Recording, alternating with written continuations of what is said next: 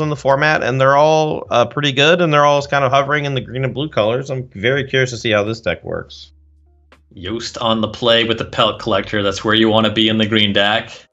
Put in the nice Information Bleed squeeze, revealing the Stonecoil Serpent on tan when he still had priority there. Picks up Scavenging Ooze for turn number 2. Gonna play that over the Barkhide Troll, potentially get a third counter on this Pellet Collector.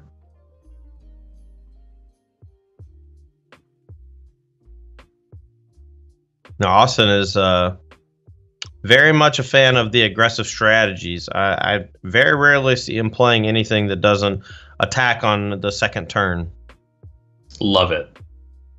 Yeah, dude knows what type of Magic he wants to play, and he plays it proficiently. He's very much in the Sandy Dog school of MTG. See Leafkin Druid on turn number 2 for Norman. That's going to get eaten by a Primal Might. And you see an attack for 5 otherwise. Norman to 13. A couple Stonecoil Serpents left over. And that card is a bit of a problem for the Elementals deck because you can't block it with your giant Omnaths. Right. You can block it with Cavalier Thorns, though, most of the time. That card is large and in charge. But, I mean, this is going to be a 4/4 here. It's going to apply a lot of pressure. And I don't think that a Stonecoil Serpent here that's going to shut the door. It's just the perfect curve from Austin. He went 1-drop, 2-drop into 2-drop Primal Might, a.k.a. Prey Upon. And now he's just attacking for 9 damage here on turn 4 after just having literally the ability to use every point of mana throughout the whole game. And this is honestly why Cedric Phillips loves this deck. Using all the mana, laying all the beatdowns. Norman's to 5, just with lands on the table. And Austin Yost with a very quick win in game number 1. All right, now let's get a concede match from Kyle Norman, and we'll have literally the fastest time-shifted match in Magic history. You're seeing history today here, folks. See some shifting Ceratops coming in. Protection from blue relevant in a matchup like this. Yeah, ramp through a pretty safe include here. There's very few cards that can actually interact with your stuff, and your opponent basically has to tap out almost every single turn to keep up with you, and ramp through can be like a 2-mana way to crush one of those giant blockers that the Teamer Elementals deck's going to produce. Obviously, there is downside to playing stuff like ramp through and Primal Might, because if your opponent has a removal spell at the right time, it can punish you. But the way that this deck curves out, your opponent almost always has to match you on the battlefield. And if they don't, you just don't play the ram through. You just play another creature. And then your opponent eventually taps out, and then you bust them up a little bit. Give them a little bit of the 1-2. Really love seeing Yorvo in deck lists. It's just like one of my favorite card names. I don't know why, but I always feel an urge to like bellow it in a very deep voice. Yorvo. More like Yorgo. Am I right, gamers? Something like that.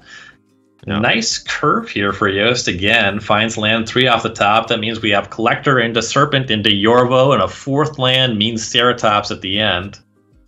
Oh, even better here. Barkhide Troll can come down as a 3/3 and save that Stonecoil for later. The Castle Gambrick can actually make them into 6/6s or bigger if a couple more lands are drawn. This can have a huge impact on the game. Big difference in this game, though. This Leafkin Druid for Norman, that's going to hang around. That means we might see a 4-drop on turn 3. Yeah, 4-drop on turn 3, or just using more mana in general. And then once a bunch of creatures get on the battlefield, it can start tapping for extra mana. It's Risen Reef. That'll draw a card. That ain't bad.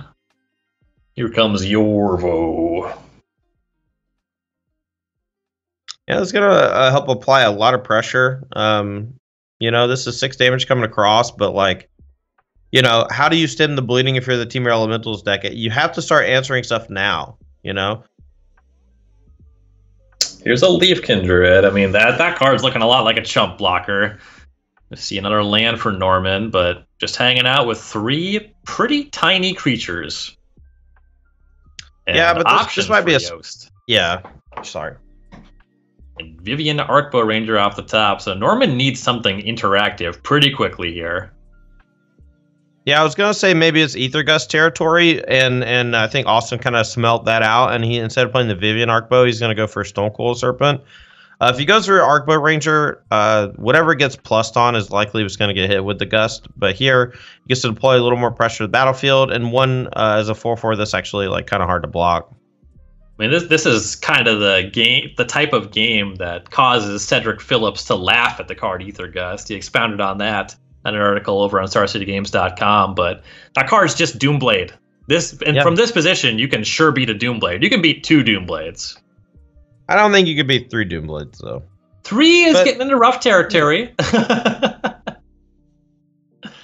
There are 3 elementals in play, though, so an Omnath here will be able to effectively play Flametongue Kavu against the Yorvo and take it down. But then you still have to deal with that 4/4 Stonecoil Serpent. This may be going to get bigger with that Vivian Arcbow Ranger next turn, and the fact that it's trample and protects from multicolor is a huge deal. Norman shocks for Terror of the Peaks. The Pandemonium Dragon. Yeah, I feel like this is just going to be a nightmare for Norman. This is just Vivian minus. I don't know. I'm gonna bite that Terror of the Peaks, give him a little bit of the dirty business. And Norman doesn't need to see that. That's gonna close this game quickly. I don't know if it quite hit the world record you were looking for, but Austin Yost